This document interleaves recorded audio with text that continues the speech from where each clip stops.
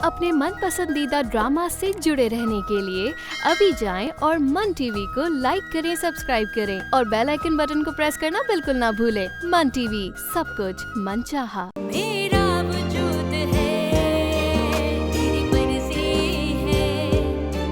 मेरा वजूद है, तेरी मर्जी है। देखो, ये बात बिल्कुल सच है कि तुम मेरी पसंद हो और मेरे कहने से अजमीर ने तुमसे निकाह किया है। वो तुम्हें नहीं पसंद करता, सूफिया को चाहता है, सूफिया से शादी करना चाहता है। अगर तुम्हें ये सब पसंद नहीं है देन तुम डिवोर्स ले लो। क्या? वरना मैंने ऐसा कुछ नहीं किया कि मैं डरूं। हो सकता है वो गुलदान कातिल के टकराने से टूटा हो। वाह वाह वाह। अरे तब से तू यहाँ पर खड़ा हुआ है, ऐसी कौन सी फिल्म देख रहा है? अरे अम्मा, ये जास कुरैशी डायरेक्टर ने क्या फिल्म बनाई है। आइटम सॉन्ग तो इतने कमाल के हैं इसमें, वाह। तो फिल्म कम और आइटम सॉन्ग ज्यादा देखता है। शायद भाई जरा दरवाजा खोल दे। अरे देख नहीं रही, मैं फिल्म देख रहा हूँ, टोटो में देख रहा हूँ कल से। तेरे पैरों में मेहंदी लगी है, तू ही खोल दे।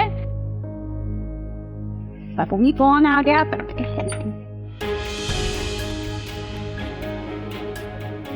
अम्मा, पुलिस। अल्लाह खैर करे। आप शाहिद हैं? जी मैं। आप यकीनन हुदैमा होंगी? जी, मगर बात क्या है? अरे बीबी जल्दी बताओ, हुआ क्या है?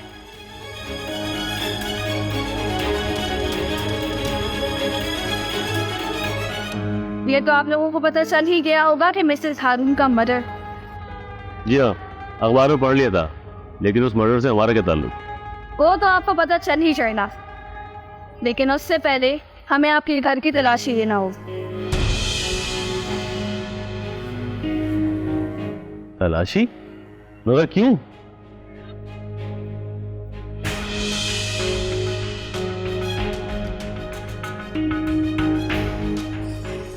हमें मिस्टर हारून के लॉन की दीवार से कुछ सैंडल्स के निशानात मिले।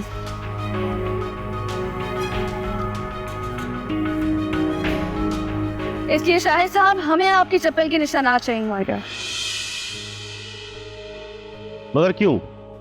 जरूरी नहीं कि चप्पल के निशान मेरे हों, जबकि मैं वहां कभी गया ही नहीं। लेकिन हमारे पास तो रिपोर्ट कुछ और है। वो आपको जेल भिजवाना चाहती थी।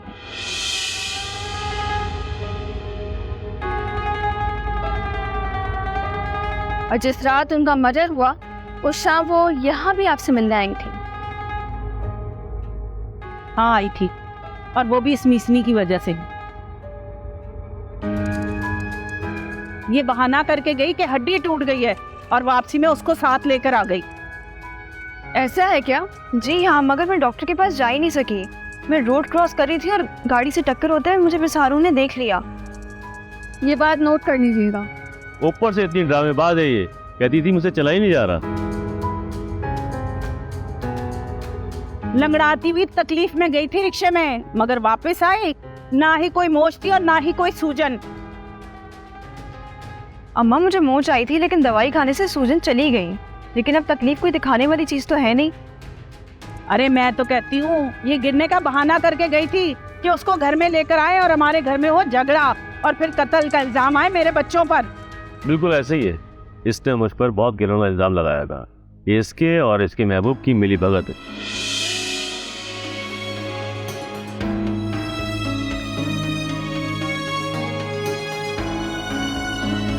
आप सबका बयान लिया जाएगा, लेकिन उससे पहले हमें घर की तलाशी लेना होगी। इनके साथ जाएं आप। मगर क्यों? आइए। आपको मिसेस हारून कौन से रोड पे मिली थी? क्या आपके पास कोई शाहिद या कोई गवाह है? क्या हुआ था? कौन सी गाड़ी ने आपको टक्कर मारी थी?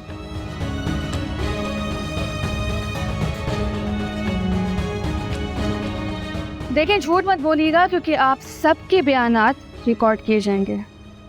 जांच पड़ताल पूरी हो।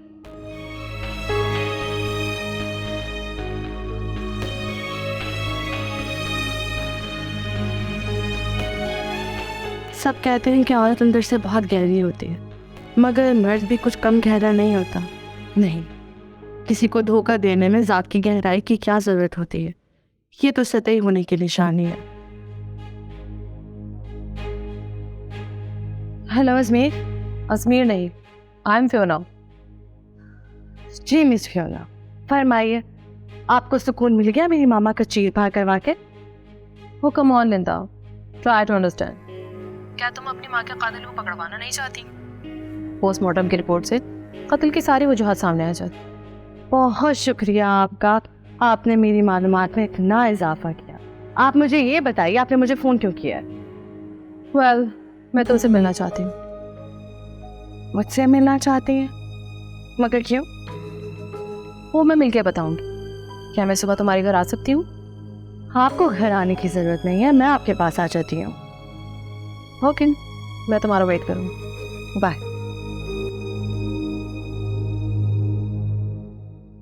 आज जाहिद को घर आने दो। आज अगर इसको मार ना पड़वाई ना तो ये याद रखेगी सारी उम्र।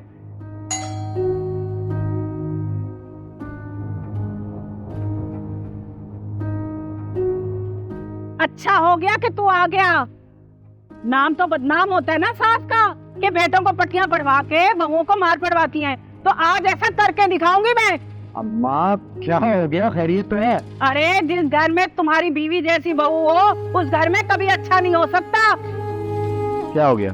और दायमा ने फिर कोई जलालत दिखाई है? अरे जलालत तो एक तरफ, आज तो वो मेरी गोद उजाड़ने पर तुली हुई थी। अगर आज उसको तूने चार चोट नहीं मारी तो फिर तू देखना क्या होगा। और तूने उसको बचाया ना तो तेरा भी बुरा हाल कर दूंगी। मैं क्यों बचाऊंगा उसको?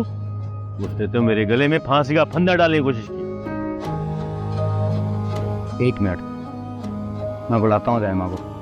ओ दायमा, ओ दायमा, क्या था इसमें?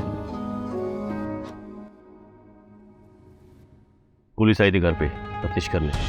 तेरी बीवी ने मुझ पे बहुत बड़ा इल्जाम लगाया है। कैसा इल्जाम? जी जाहिद। क्या था इसमें? मुझे बोलने में शर्म आ रही है, तू खुद पूछ लो उससे। क्या बोला तुमने?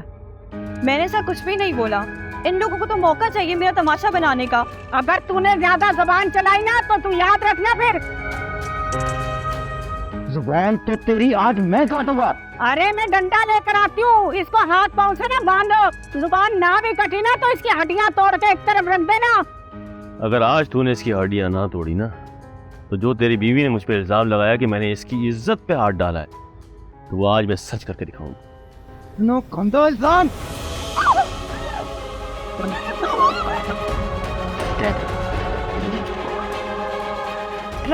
अरे बाहर किसी को काम खोलो, कौन है वो? अरे ढोल का दामाद।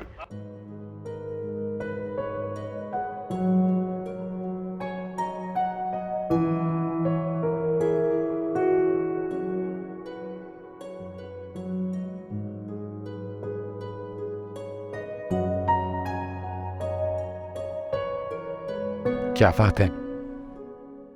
प्लीज अब कुछ ऐसा मत कहिएगा जिससे मैं हर्ट हो जाऊं। बेटा, मैं तुम्हें कभी हर्ट करने के बारे में सोच भी नहीं सकता। और वो सब कुछ भी मैंने इसलिए कहा था कि तुम अपनी माँ से मुख्तलिफ सोच रखती हो, एक हमदर्द दिल रखती हो मेरी तरह। जब तो इस घर में हम दोनों एक दूसरे के साथी हैं।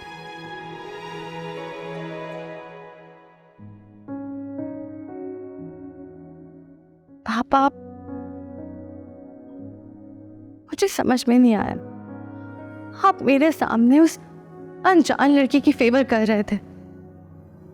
उस वक्त मैं आपको बस अपना दुख सुनाना चाहती थी। मैं चाहती थी आप मेरे जख्म पर मरहम रखें, लेकिन आप तो दूसरों की हमदर्द। चलो, मैं तुम्हें सॉरी कर रहा हूं।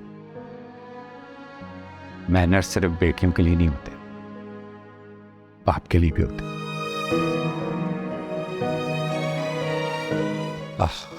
एनीवे, तुम ये बताओ कि तुम उस वक्त डिवोर्स की बात कर रही हो। खुदा समझे उन माँ बेटे को, मैं तो बस कार्ड थी उनके लिए। जब खेला नहीं गया तो उन्होंने कहा कि तलाक ले लो। तुम रिवर्स क्यों नहीं हो जाती? अगर वो लोग तुम पर प्रेशर दे रहे हैं कि तलाक ले लो, तो तुम जाकर उनके घर में रहना शुरू कर दो। आप वो मेरा फोन नहीं उठा रहे, घर जाओ तो सीधे मुंह बात नहीं करते, और आप कह रहे हैं मैं जाकर उनके घर में रहूं। यही तो, जब निकाह करवाए इतनी अपनायत के साथ तो रखें तुम्हें अपने घर में। तो मेरी बात मानो और जाओ, जाकर उनके घर में रहना शुरू कर दो। और अगर नहीं रखते तो मैं जाकर खुद बात करूंगा। है तो आप ठीक रहे।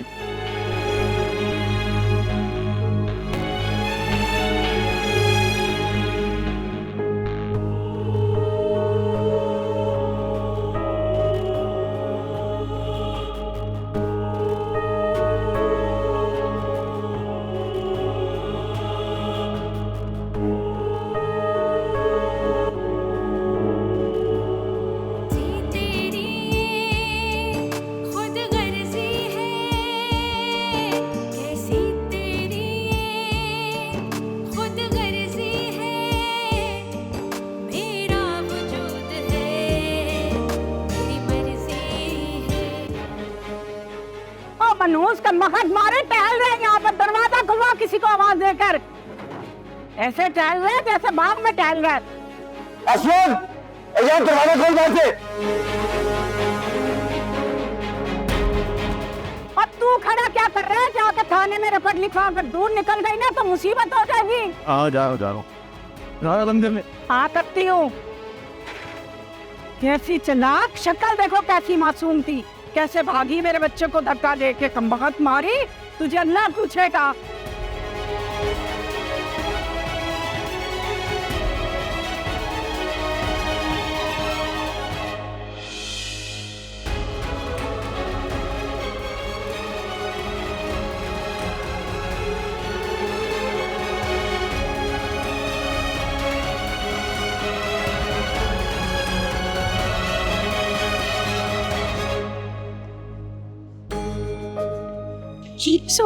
सॉरी क्या हुआ? सब ठीक तो है? हाँ, आपको ये पता है कि यहाँ से नाज़ाबाद कौन सी गाड़ी जाती है? बस या चिंची? बस जो भी जाती है वो मुझे बता दें, और कब आएगी ये बता दें।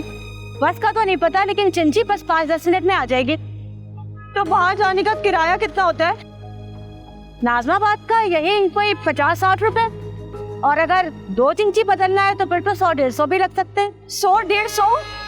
क्या बात है बेटा, पैसे तो है ना तुम्हारे पास?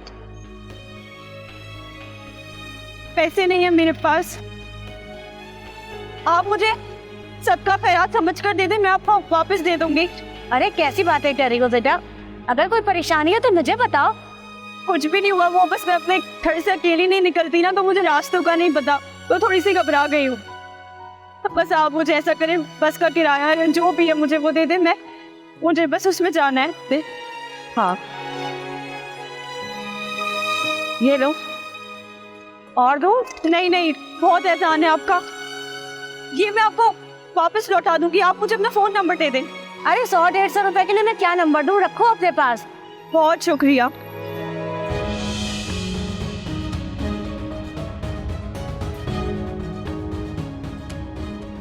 अरे वो देखो तुम्हारी गाड़ी आ गई। क्या हुआ? अच्छा जाओ जल्दी से, चिंची आ गई है तुम्हारी। शुक्रिया। आ गई वो? पता नहीं किस उलझन में है, इस परेशानी में है बेचारी।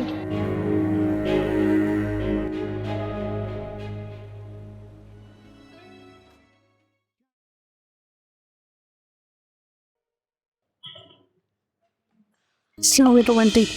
वालेकुम सलाम। आंटी मैं अपना घर छोड़कर आ गई हूँ। हमारी जो बात हुई थी उसके बावजूद?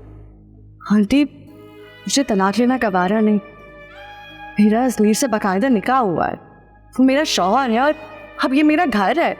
But there is no but, जब मेरी शादी अजमेर से हुई है तो अब ये मेरा घर है। ऐसे कैसे रहोगी?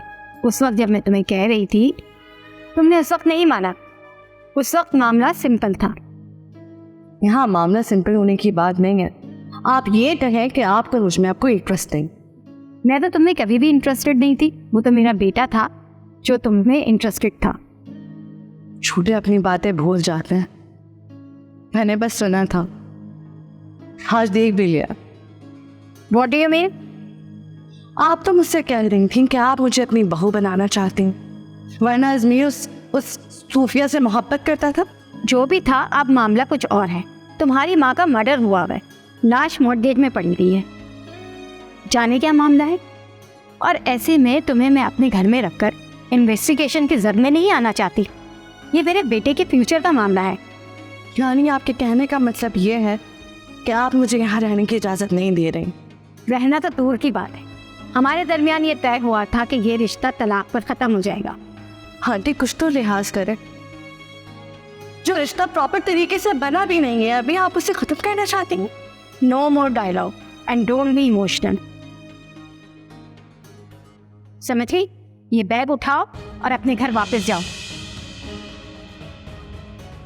ऐसे क्या देख रही हो? खड़ी रहो यहाँ पे, मेरी मीटिंग है, मैं जा रही हूँ। हटो पीछे। मुझ पर ही सितम हो और सब्र करूं मैं, आंसू भी मिले और फिर आह न करूं मैं। मेरा वजूद है, मेरी मर्जी है। क्यों बार बार मुझे मलामत करने चली आती हो तुम? मैं मलामत करने नहीं आती बाबा, मैं मदद मांगने आती हूँ। मैं अगर यहाँ नहीं आऊँ तो कहाँ जाऊँ? कहाँ जाऊं? यही सवाल तो मैं और तुम्हारी माँ भी तुमसे कर रहे हैं। यही सवाल कर रहे हैं कि अगर हम यहाँ से निकाले गए तो हम कहाँ जाएंगे? बाप होकर भी तुम्हें सहारा नहीं दे सकता बेटी। ये बात मुझे मलामत करती है बेटी। पिछली बार भी तुम्हें देखकर कलेजा कट रहा था, लेकिन उसके बाद तुम्हारे भाई ने मुझे वार्निंग दे दी कि अगर अब आपने उसका साथ दिया तो आप उसके साथ ही घर से चले जाइए। इसलिए बेटा तुम अपने घर वापस जाओ। बाबा अब मैं वहाँ पे वापस नहीं जा सकती। वहाँ मेरी इज्जत को नहीं, मेरी जान को भी खतरा है। अच्छा थोड़ी देर के लिए सोचो कि अगर मैं तुम्हारा साथ दूं तो तुम्हारा भाई मुझे और तुम्हारी माँ को घर से निकाल देगा। इतना कज़ाक कोई कैसे हो सकता है बाबा? हालात बना देते हैं बेटा। फर्ज करोगे अगर तुम्हारा भाई हमें इस घर से निकाल दे तो मैं तुम्हें और तुम्हारी माँ को लेकर कहाँ कहाँ फिरूंगा? या फिर तुम मुझे और अपनी माँ को लेकर कहाँ कहाँ फिरोगे? बताओ बेटा। ठीक है बाबा, बाप बनकर ना सही, गैर बनकर ही मुझे थोड़ी देर के लिए यहाँ बैठने दे। थोड़ी देर के लिए यहाँ बैठ के मैं सोच सकूं कि मैं कहाँ जाऊं। मुझे इतनी तो इजाजत है। ठीक है बैठ जाओ। बाबा क्या आपकी मजबूरी आपको इतनी इजाजत देती है कि आप मुझे एक गिलास पानी पिला सके? मुझे शर्मिंदा ना करो बेटी, बैठो, मैं भी तुम्हें पानी ला के दे। ये बताएं क्या मैं अम्मी से मिल सकती हूँ? वो आएगी तो तुम्हें सीने से लगा के रोएगी, तुम्हें जाने नहीं देगी और फिर अपने बेटे से लड़ेगी। उसे दूध ना बख्शने की धमकियां देगी। बेटा बहू से लड़ेगा और नतीजा दरबदरी। आप परेशान ना हो बाबा, मैं खुद तरबदर हो जाऊंगी लेकिन आपको तरबदर नहीं होने दूंगी। शर्मिंदा ना करो बेटा अपने मजबूर बाप को, और शर्मिंदा ना करो।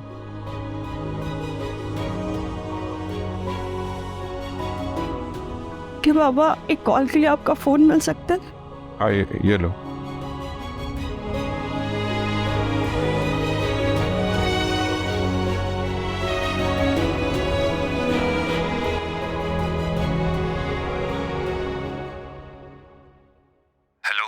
Hello sir. बताए माँ तुम रो रही हो? अच्छा प्लीज तुम चुप हो जाओ और तसल्ली से मुझे बताओ आखिर हुआ क्या है? शुक्र है सर आपने अननोन नंबर उठा लिया, पर उससे भी ज्यादा शुक्र की बात यह है कि आप मेरी बात सुन रहे हैं और मेरे रोने की वजह पूछ रहे हैं। मैं सिर्फ तुम्हारे आंसू नहीं पूछूंगा, बल्कि तुम्हारी हर तकलीफ हर दुख का मैं दावा भी करूंगा। हाँ रोहन, पहली बार मेरा नाम तुम्हारे होठों पर आएगा। जैसे मेरा अपना आप कहीं खोया हुआ था,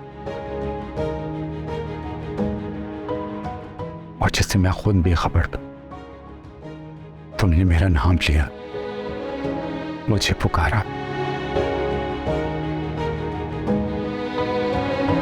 जैसे मैंने अपना खोया हुआ आप पा लिया। तो फिर मुझे सहारा दीजिए, मैं बेसहारा हो गई हूँ। अब मैं ये नहीं पूछूंगा कि हुआ क्या है, बल्कि ये पूछूंगा कि कहाँ हूं। मैं अपने बाबा के घर हूँ, वो मुझे सहारा नहीं दे सकते। मैं एड्रेस सेंड कर रही हूँ, आप मुझे लेने आ जाए। ठीक है, तो मुझे अपना एड्रेस सेंड करो, मैं तुम्हें लेने आ रही। ओके।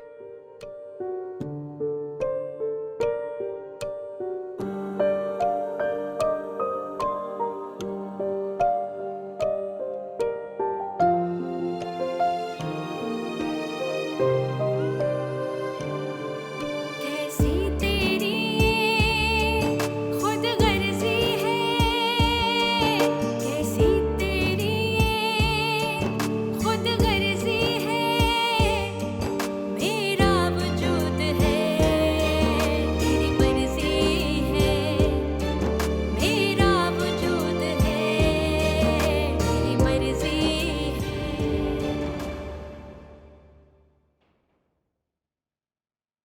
सलाम सर। और क्यों सलाम? सर एक रिपोर्ट दर्ज करानी है।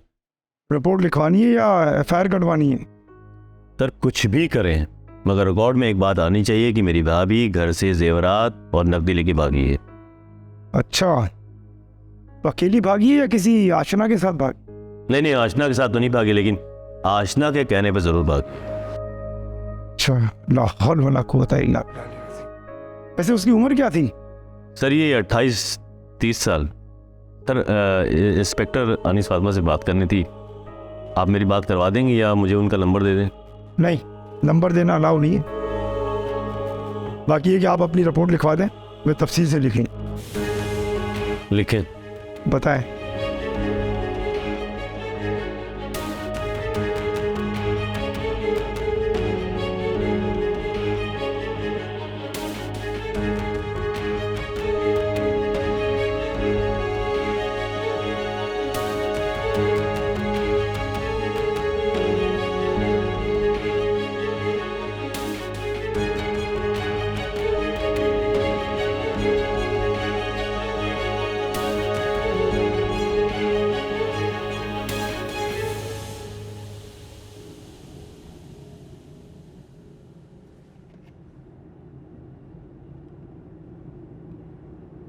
इतनी चुप क्यों? कुछ तो बोलो। समझ नहीं आ रहा कि इन हालात को बुरा कहूँ या दुआ दो। मतलब मैं समझा नहीं। मतलब ये कि जिसका सब कुछ तबाह हो और उसने कुछ ऐसा पा लिया हो कि उसको अपनी तबाही की फिक्र ही ना हो। ऐसा क्या पा लिया? मैंने आपको पा लिया है।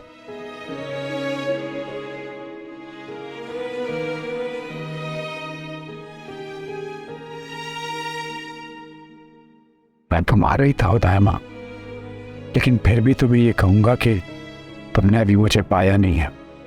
पा लिया है। यूं कहें कि हम एक दूसरे को पाने के बावजूद भी हासिल नहीं कर सकते। हाँ, फिलहाल नहीं हो सकते, लेकिन मेरा तुमसे ये वादा है कि मैं अपनी अधूरी मोहब्बत को अब मुकम्मल करके रहूं। जितना रो रही हो ना, तो मैं उतना ही ऐसा होगा। तुम्हारी छीनी हुई ऐसी तुम्हें लौटा के रहूंगा। ये सब सुनने के लिए मेरे कान तरस गए थे। मेरा जी चाह रहा है कि मैं कह के मारूं, मैं इतना हंसूं, इतना हंसूं, इतना हंसूं कि फिर कभी ना रो। तो किसने मना किया? मैं तो खुद चाहता हूं कि तुम हंसो। मैंने आज तक तुम्हें कभी हंसते हुए नहीं देखा। लेकिन कैसे हंसूं? मुझे फिक्र सता रही है कि आने वाले कल में क्या होने वाला है, क्या होगा कल। फिक्र तो मुझे भी हो रही है यार। देखो मैं तुम्हें झूठी तसल्ली नहीं दूंगा, क्योंकि मेरी फैमिली तुम्हें इतनी आसानी से कबूल नहीं करेगी।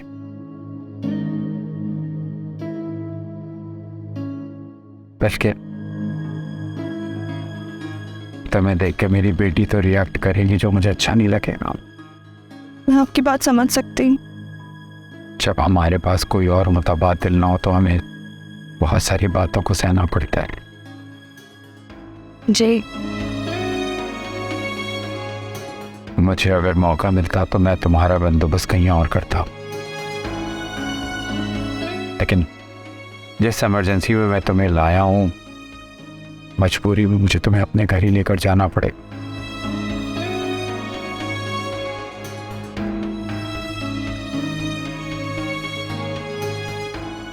घर? लेकिन लेकिन कुछ नहीं, तुम मेरे घर चल रही हो।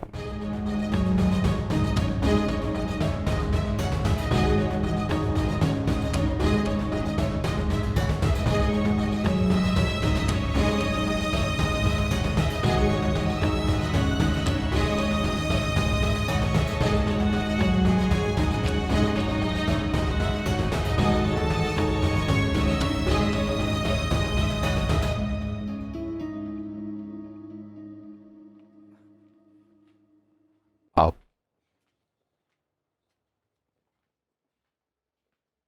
आपका घर तो बहुत खूबसूरत है माशाल्लाह से। घर तो घर वालों से होता है, ये तो सिर्फ एक मकान है।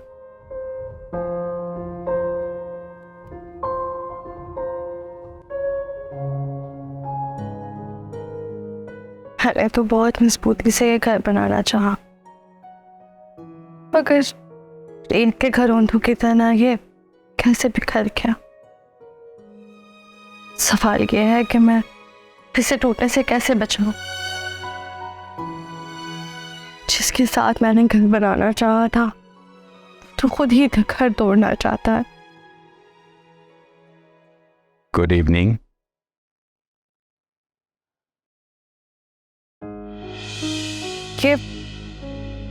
ये कौन है? बेटा ये जो कोई भी है, लेकिन अब हमारी मेहमान है। कहीं ये वही मेहमान तो नहीं है जिसकी वजह से मामा इस दुनिया से रुखसत हो गई? लिंदा। हुदायमा है ना ये? तुमसे मेरी माँ के दफन होने तक का इंतजार नहीं हुआ?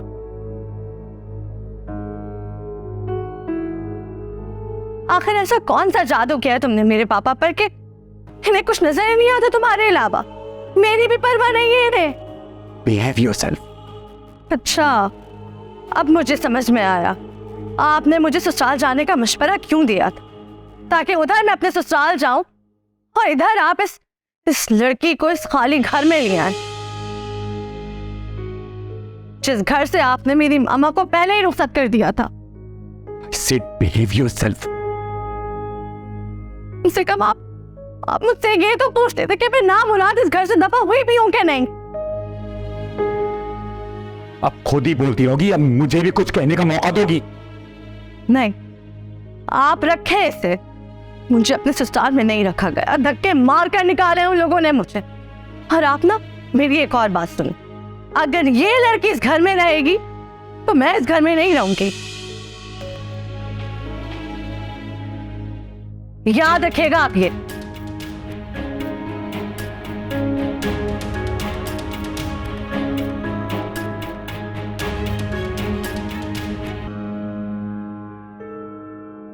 मैं हुई बदनसीब, आप एक काम करें, मुझे किसी यतीम खाने में छोड़ा है। सब ठीक हो जाएगा। देखो मैंने तुम्हें पहले ही बताया था कि इसकी तरफ से रिएक्शन तो आएगा, लेकिन रिएक्शन इतना शदीद होगा इसका मुझे अंदाजा नहीं था। लेकिन तुम फिक्र ना करो, सब ठीक हो जाएगा। मैं इसे समझाऊंगा, समझ जाएगी। तुम आओ, बैठो, आओ बैठो। तुम तसल्ली रखो, सब ठीक हो जाएगा। रिलैक्स।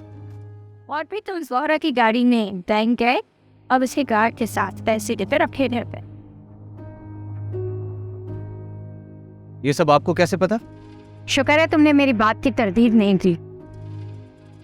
आपको शायद किसी से तस्दीकी मैसेज आया था जो मुझे आपने फॉरवर्ड भी किया था व्हाट्सएप पे। जब इतनी छानबीन कर ही ली है तो इख्तलाफ या नराफ का तो सवाल ही पैदा नहीं होता। और फिर तुम्हें तहफ़्फ़ुज़ और पनाह भी तो चाहिए। चले मैं एतराफ़ करता हूँ कि पैसे हैं मेरे पास, लेकिन उतने नहीं जितने फ्यूना ने बताया कि 20 करोड़ है। तो फिर कितना है? तकरीबन 1 करोड़। वैसे तो थोड़ी सी छानबीन में बैंक का नाम और ब्रांच भी पता चल गई।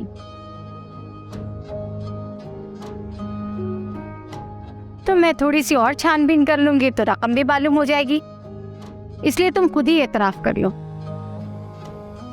चले कर लेता हूँ। अगर तुम चाहते हो कि मेरी हिफाजत में रहो और बाहिफाजत इस मुल्क से बाहर चले जाओ तो तुम्हें आधा पैसा मुझे देना होगा, क्योंकि ये सारा पैसा मैं तुम्हें अकेले हड़प नहीं करने दूंगी। आधा तो बहुत ज्यादा है। इस अमृत को हाथ लगाने के लिए मैंने अपना मुल्क, अपने रिश्तेदार, अपना पेशा सब कुछ छोड़कर जाने का यहाँ से फैसला कर लिया। तो मेरे पास आधा ही बचेगा तो इससे मुझे कोई फायदा नहीं होने वाला। तो फिर क्या सोचा है? आधा देने से बेहतर है कि मैं यहाँ से चला ही जाऊं।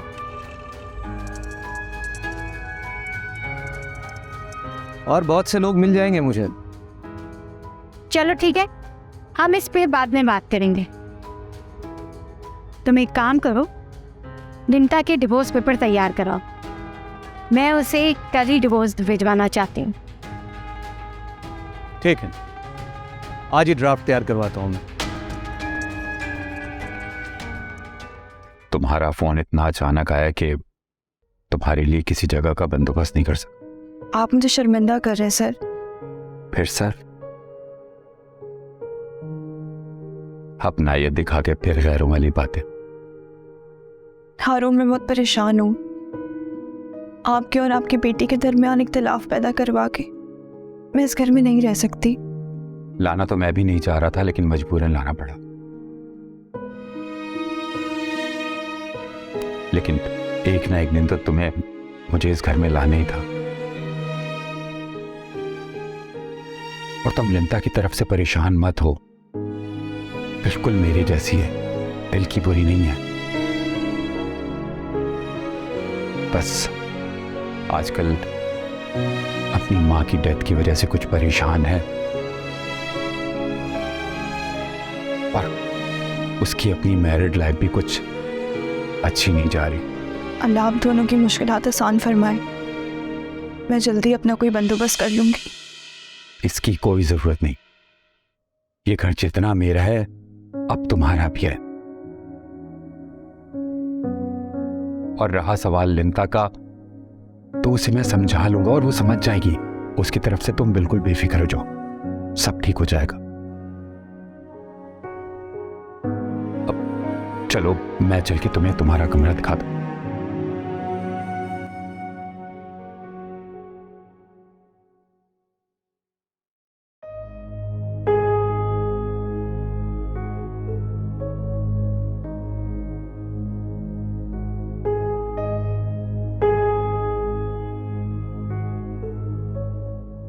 भाई जी, यहाँ पे वकील साहब रहते थे, उनका कुछ पता है आप? हाँ रहते तो यहीं पर ही हैं, मैं काफ़ी दिनों से ताला लगा हुआ है। आप मोबाइल से रब्ता कर लें। अरे भाई काफ़ी देर से कॉल कर रहा हूँ लेकिन वो रिसीव नहीं कर रहे। क्या आप बता सकते हैं कि वो इसके अलावा कहाँ मिलेंगे, कहाँ रहते हैं, कहाँ बैठते हैं, कोई ऑफिस उनका? नहीं भाई, इसके अलावा मुझे नहीं पता, आप किसी और से मालूम कर लें। चलें, थैंक यू।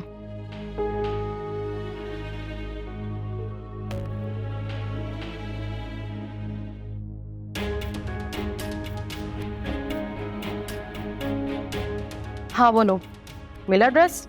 नहीं मैडम, कुछ लोगों से पूछा लेकिन उनको भी कुछ नहीं पता उसके बारे में। और यहाँ पे अभी इस टाइम ताला लगा हुआ है। मुझे मालूम था यही सब होगा। तो फिर मेरे लिए क्या ऑर्डर है मैडम? यहाँ ठहर के उसका वेट करूँ? मुझे लगता है मैडम वो अंडरग्राउंड हो गया है। अंडरग्राउंड तो उसे होना ही था, क्योंकि जो उसे अंडरग्राउंड करवा सकती थी वो खुद अंडरग्राउंड हो गई है। अब वो ये 20 करोड़ अकेले हजम करना चाहता है। सही कह रही हैं मैडम, बिल्कुल सही कह रही हैं। तुम एक काम करो, कुछ और जगह भी पता करवाओ, क्योंकि मुझे ये बंदा हर हाल में चाहिए। ओके मैडम, मैं आपको फिर किसी और से पूछ के बताता हूँ। ओके।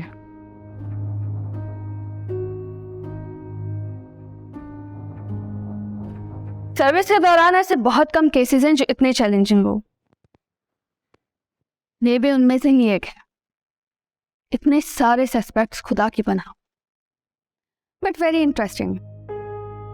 लेकिन मेरी दिलचस्पी कत्ल और कातिल में नहीं है। डेफिनेटली कत्ल तो किसी एक ने ही किया है और हम उसे बहुत जल्द पकड़ लेंगे। जी आप बिल्कुल ठीक कह रही हैं मैडम, लेकिन एक बात समझ में नहीं आई। ऐसी कौन सी बात है जो कत्ल और तफ्तीश से भी ज्यादा आपको अपनी तरफ खींच रही है? मौरिक, मोटिव ऑफ मर्डर, जिसका गहरा ताल्लुक फियोना से है। असल में मेरी दिलचस्पी फियोना की जात में। आखिर क्यों उसने बतौर खास मुझे इस केस की इन्वेस्टिगेशन पर लगवाया? शायद वो 20 करोड़ के मामले के लिए। नहीं, 20 करोड़ सिर्फ बहाना है। छानबीन तो वो किसी और चीज की करवा रही है। वो क्या? हमारे मुल्क में अनगिनत गैर मुल्की तंजीमें खुफिया काम कर रही हैं। मेरा ख्याल है कि फियोना का ताल्लुक भी किसी ऐसी ही तंजीम से है जो कि हमारे माशरे में मुख्तलिफ अंदाज में असरअंदाज होती है। You mean terrorism, दहशतगर्दी? नहीं, इससे भी ज्यादा खतरनाक एक और चीज है।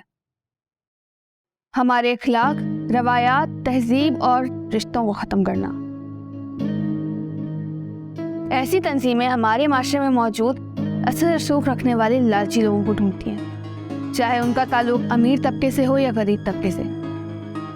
ये तंजीमें उनकी खाली झोलियों को भर देती हैं और हम ही से हमको तबाह करवाती हैं। और इसीलिए फियोना ने अपना मोहरा बनाया मिसेस हारून। You mean कि ये कत्ल नहीं साजिश है? यही तो इन्वेस्टिगेट करना है कि जोहरा को कत्ल किसने किया। और अजीब मामला ये है कि बहुत से मशकूक लोग इन्वॉल्व हैं, इवन घर के अंदर के लोग। सबसे बड़ा सस्पेक्ट तो उसका खुद का शौहर है, मिस्टर हारून, क्योंकि वो किसी और औरत में इन्वॉल्व हो रहा था और उस औरत को जाकर देखा तो वो औरत तो बहुत मासूम थी। और उसी मासूम औरत के बारे में FIR दर्ज हुई है तो अपने घर से बहुत सारा कैश और गोल्ड लेकर भागी है।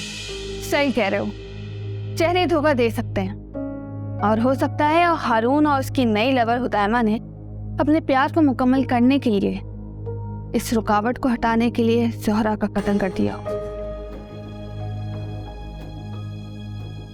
क्योंकि अब तक का सबसे बड़ा सस्पेक्ट हारून और हुदैमा ही हैं। हाँ लेकिन मैडम हुदैमा के पास तो फोन भी नहीं है, उसका कैसे पता लगाएंगे? कल जाके हुदैमा के बारे में पूछताछ करनी होगी हारून से।